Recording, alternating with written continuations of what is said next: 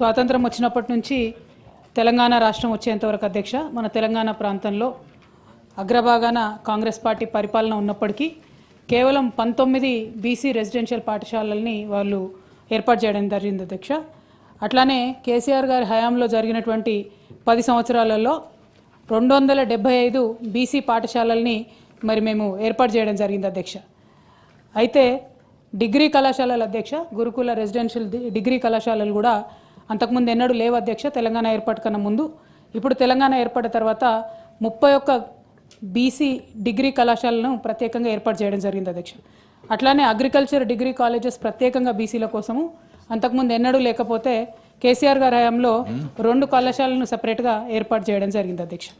అట్లానే అధ్యక్ష fee reimbursement కూడా గత 10 సంవత్సరాలలో ఈ ప్రభుత్వం రాకముందు 14,000 కోట్ల రూపాయలు బీసీ బిడ్డల కోసం ఫీ రియంబర్స్మెంట్ చేయడం జరిగింది అధ్యక్ష. దీంతో 15 లక్షల మంది విద్యార్థులకు లబ్ధి జరిగింది అధ్యక్ష. నేతన్నలకు ఇప్పటివరకు డిస్కషన్ అయింది అధ్యక్ష. 1,200 కోట్ల రూపాయలను మేము 10 సంవత్సరాల్లో ఇచ్చుకోగలిగినాం.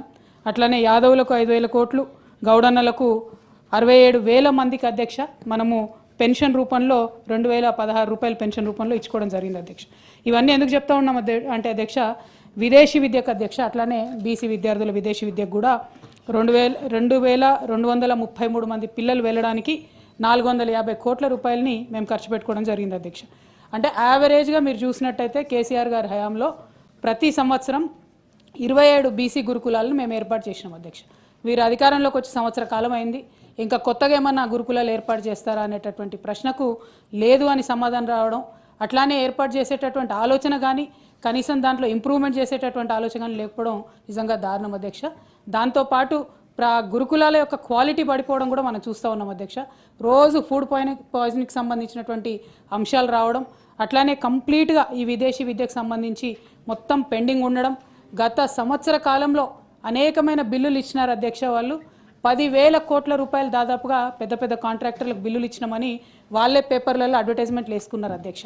మరి బీసీ విదేశీ విద్య చదివేటటువంటి బీసీ విద్యార్థులకు ఎందుకు ఇంతవరకు మరి డబ్బులు ఇస్తలేరో గౌరవ మంత్రివర్యులు చెప్పాలి అధ్యక్ష.